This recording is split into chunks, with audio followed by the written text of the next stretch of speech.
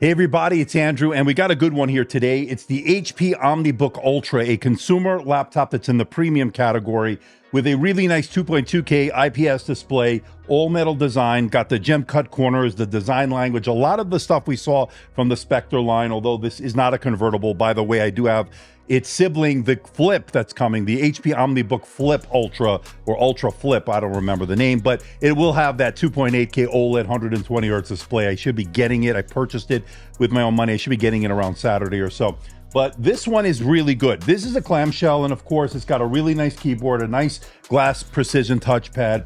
It's got a premium all-metal design. It comes in this really nice meteor silver that shows very little fingerprints, and the design language is really, really rock solid. Now, as far as the performance, this is running the AMD Ryzen AI 9, the 375, 12 cores, 24 threads, part of the Strix Point, Zen 5. And this will outperform what we just looked at in terms of the Lunar Lake from Intel, which that Core i7, or no, the Core Ultra 7 258V we saw on that Asus ZenBook S14 that we just reviewed. I'll leave a link to it in the description below if you didn't check it out. But this one will have better multi-core performance. This will have better single-core performance for the most part, or very similar.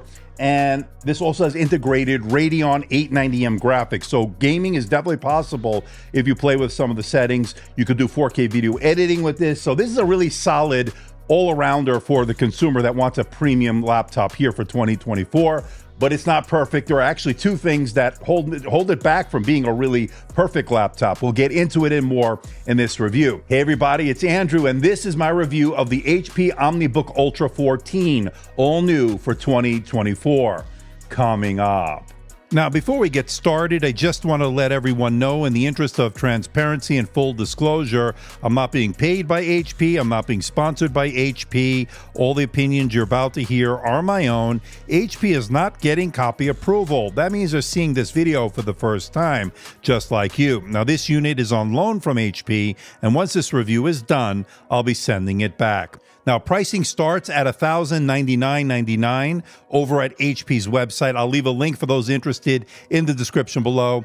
Of course, there is a SKU, or a couple of SKUs, I should say, over at Best Buy, and one of them is $1,499.99, the Ryzen AI 9 365 model, 32 gigabytes of memory, a terabyte of storage, or you can get the stepped up model. That's the one I have here today, $1,689.99 nets you the Ryzen AI 9 HX 375, 32 gigabytes of memory, 2 terabytes of storage in that Meteor Silver. And again, for those that are interested, I'll leave links for everything in the description below. They are affiliate links. I do get a small commission if you do decide to buy through my links, and that certainly helps support the channel, helps me go out and buy, like the laptop I'm about to show you in a few days. That is the HP OmniBook Ultra Flip. That is coming, so you don't want to miss that. Again, for those that are interested, links for everything will be in the description below. You know the drill, folks. Let's get this out of the box. Okay, we have the unit here itself. And then, of course, you get your power cord along with your power charger. And this one is a 65-watt USB Type-C. And you can see they're pretty compact, pretty travel-friendly. So we'll put that aside. We'll get a measurement of the weight. And I think that's it for what's in the box here. Let's bring in the unit itself here. Let's take it out of the felt. And there it is in the Meteor Silver. Right off the bat, I can tell you that it has a lot of the design cues of the Spectre X360. We got the gem cut corners. There you can see it right there. And a lot of the same design language. Again, really, really, really rock solid build here, all metal design. Let's see if we can do the useless test of the day. You sort of can. And here we have a bit of a diagram here and showing you the power button and, of course, the unit itself. And it automatically turned on there, and it is looking pretty good. Now, I really like the look of this. Again, Meteor Silver probably is going to show the least amount of fingerprints on this unit, so that's going to be pretty good. And keyboard feels really good here. And if we go over here, feels really good. We'll get a measurement of the key travel and everything later on. But again, we got some branding here. Ryzen AI HX. Now, this particular unit that they sent me is fully loaded here with the Ryzen AI 9HX 375. It's got the Radeon graphics, the 890M, so really, really fully loaded here. 32 gigabytes of RAM, and you're looking at 2 terabytes of SSD storage. All right, let's get a measurement of the weight with just the unit alone. You're looking at 1.544 kilograms, and that is 3 pounds, 6.5 ounces. Well, that is not the lightest. With the power charger and the power cord, you're looking at 4 pounds, 0.9 ounces, and that would be in kilograms here, 1.839 kilograms or 1.838 kilograms to be exact. That is your total travel weight. Okay, let's check out the port selection, and we're going to start off on the left side where you get a drop jaw USB Type A port and a 3.5 millimeter microphone headphone combo jack. Now, moving over to the right side, you get a USB Type C Thunderbolt 4 port that is full function, and in that gem cut corner is a second Thunderbolt 4 port that is also full function. And by the way, this might just be the first AMD laptop to officially have Thunderbolt support. So glad to see Thunderbolt 4 functionality on this laptop. Now, one thing I will say is on that left corner, that gem cut corner, there is nothing there. And I think that's a wasted opportunity. They could have put another USB Type-C Thunderbolt 4 port there, making it 3 in total, and would have split them up. So that would have been the way I would have gone with. And the other thing they're missing here, there's no SD card reader of any sort, no micro SD card reader, no full-size SD card reader, which would have been great. Also, no HDMI for those wondering. But that is the world we're living in here in 2024, and these other ports that we are dealt with. All right, let's take a peek at the internals here. And the first thing you'll notice are the 2 fans for cooling. We'll get into the thermal performance later on in this review. You'll notice that 68 watt-hour battery, and we'll get into the really good performance in terms of that battery life later on as well. That's a little bit of a spoiler, but it is good. Now, as far as the SSD, 2280 M.2 NVMe PCIe Gen 4, and as you can see, the 2 terabytes in my review unit is blazingly fast with the reads and writes. Excellent, certainly fast enough for what you need this laptop to do. And of course, the RAM is soldered into the motherboard like most laptops here in 2024. It is LPDDR5X RAM. We got 32 gigabytes, and it's running at 7,500 mega transfers per second, which is really good. And as far as the Wi-Fi, you're looking at Wi-Fi 7 and a Bluetooth combo card here. It is good to see that it is slotted in, not soldered in. So that means you can upgrade it down the road if you need to change it out. Okay, let's check out the display here, and it's a pretty good one here. It's not the greatest display when you compare it to something like the OLED that we're actually going to see on the HP OmniBook Ultra Flip, the successor to the Spectre line that we want to see a convertible. I have one coming, so stay tuned.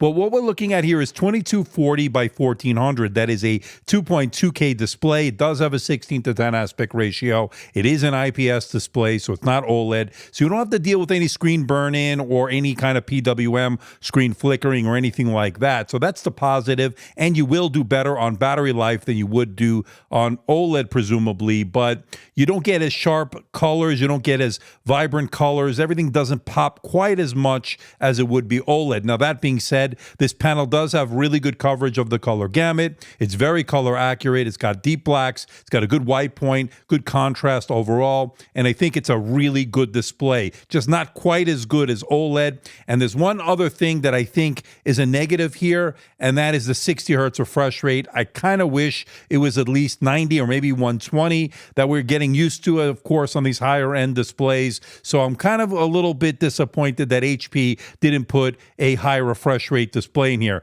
But of course, it's going to be good for getting work done in Microsoft Office, doing email, web browsing, consuming media, watching Netflix, Amazon, YouTube has been very good on this. So you won't have any issues in that regard. Just wish it was a high refresh rate. Now, they're claiming 400 nits of screen brightness. I didn't quite get 400 nits. In fact, I got 364 nits in my measurements, which is not quite as good as I'd like it to be. I know it could be brighter, so I was hoping that it would go over the 400 nits. That's not the case here, but it is certainly bright enough to get your work done in an indoor scenario. And of course, outdoors, if you're not in direct sunlight, you won't have too much of an issue. Now, it is a glossy display, so you will have to contend with some glare and reflections, of course, depending depending on your lighting conditions. And it is a touchscreen display, and I thought the touch layer was very responsive for pinch to zoom, navigating the OS with your finger. That worked very well. Now, one thing to note, there is no pen support on this, like we saw on that Asus ZenBook S14. Even though that was a clamshell, did come with pen support. This is strictly touch. There is no stylus support on this one. All right, so this is that 9 megapixel camera here on the HP OmniBook Ultra 14 here for 2024, running the AMD Ryzen AI Strix Point processor, the Ryzen AI 9HX375. Yeah, that's a mouthful. But anyway, 9 megapixels here. This is 1440p video in the default camera app for Windows. And of course, what do you think about the video quality? What do you think about the audio quality? A couple of things to note here. This is an IR camera. That means you can log in with face recognition with Windows Hello. There is a physical shutter switch above the camera for more security and privacy when you need it. And the power button also doubles as a fingerprint scanner for those wondering to also log in with Windows Hello as another option. Of course, more security there. The background blur, the auto framing, everything's there. The creative filters, of course, they're all there if you need it. And we've seen it a million times. What do you think about the video quality? And what do you think about the audio quality? Let me know in the comments section below. Okay, let's turn our attention to performance here. And the processor, very impressive. The AMD Ryzen AI 9 HX375. Yes, it's part of that Strix Point, that Zen 5 here from AMD for 2024. It also has 12 cores, 24 threads. So let's get into the numbers here. Geekbench 6 here, single core score, 2,862. That's very impressive. Multi-core score here, 14,796. And that was the best of the bunch here, and very impressive. If you're going to do single or multi-core performance here, you're going to be fine. Now, let's turn our attention to Cinebench 2024. Check this out. Single core score of 121. Really, really good, but it had the best multi-core score of the bunch here, 1,009. That beat out a lot of the others here, the Yoga Slim 7X with the Snapdragon X Elite. And it certainly beat out Intel's new Lunar Lake when it comes to the multi-core performance. That's because it has less cores than what we have here on this Strix Point. We have 12 cores here versus the 8 that you get on Lunar Lake. So not too surprising there.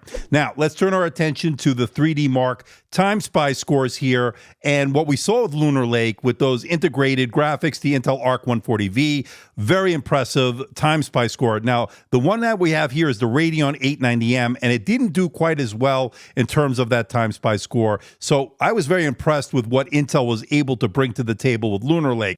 Now, I think we can all agree this is not a gaming laptop per se. With that being said, check out some of these numbers I was able to get. The integrated Radeon 890M graphics certainly can hold its own. In fact, if you lower the settings to 720p in, say, GTA 5, I was able to get 168 frames per second. That beat out the ZenBook S16 running the slightly less performant Ryzen AI 9 HX370 that we looked at. But also, check this out. The Witcher 3 definitely has some playable frame rates here, 164 frames per second in that low settings. And again, that's impressive for integrated graphics. There's no doubt about it. And not only was the gaming impressive here for this integrated graphics, but we also were able to do 4K video editing. I was able to run the Puget Bench DaVinci Resolve benchmark. It got a score of 2,917, and that's pretty impressive. And when I ran the Steel Nomad stress test to see if this will thermal throttle under heavy load, it got a passing score of 97.5%, meaning it detected virtually no thermal throttling under load. And that's pretty good. All right, let's turn our attention to the surface temperatures here. Under load, where you place your fingers on the keyboard remained very cool, actually, and getting about 41, 42 degrees Celsius above the keyboard below the display where the heating vent is to dissipate that heat, that was normal there. That's what you can expect there. But again, where you place your fingers on the keyboard, never getting overly hot. Now, as far as the hot spots on the bottom there were a couple there, but it did reach about 54 degrees Celsius between the two fans there. So a little bit concerning there, but that's only when you're pushing it. When I was doing everyday tasks like normal everyday work on Microsoft Office, email, web browsing, the bottom of the unit stayed relatively cool. So you can place it on your lap, have no issues, and you will be able to have children in the future. So don't worry about that. And as far as how loud this gets in terms of fan noise, it's a very quiet laptop. It's the only time you'll notice it is when you're really pushing it under heavy load. But when you're doing your normal everyday tasks, it remained very quiet, and the fans fans will kick on very intermittently and very seldom. Now, battery life has been very impressive with the OmniBook Ultra 14. On the modern office test, I got 15 hours and 29 minutes. On the video playback, I got 16 hours and 21 minutes. And on the gaming test, 2 hours and 2 minutes. So those are all very good. Now, let's take a look at that modern office. That nearly 15 hours and 30 minutes was not really quite as good as that ZenBook S14, the UX5406. That did 20 hours and 50 minutes. That's the new Lunar Lake, by the way. And then that video playback was 18 hours and 42 minutes. So not quite as good as that Lunar Lake, but very good nonetheless.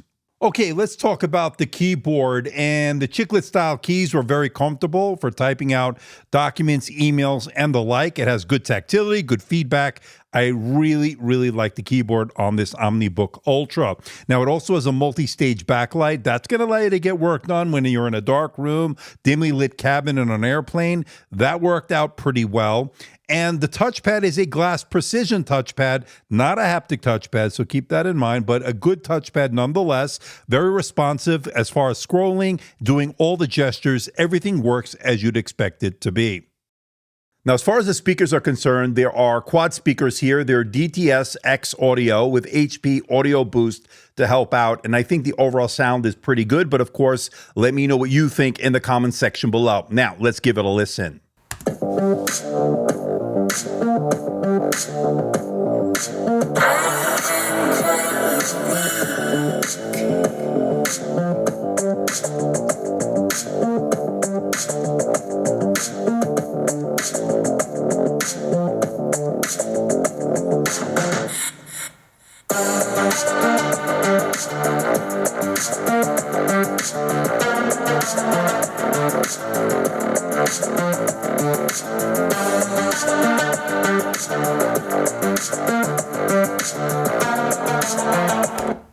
Okay, let's bring it all home. And the HP OmniBook Ultra 14 is very impressive here. I like the excellent single and multi-core performance that Ryzen AI 9HX375 processor brings to the table with its 12 cores, 24 threads. Yeah, they need a new name. That is really hard to remember. Anyway, the integrated Radeon 890M graphics are very impressive.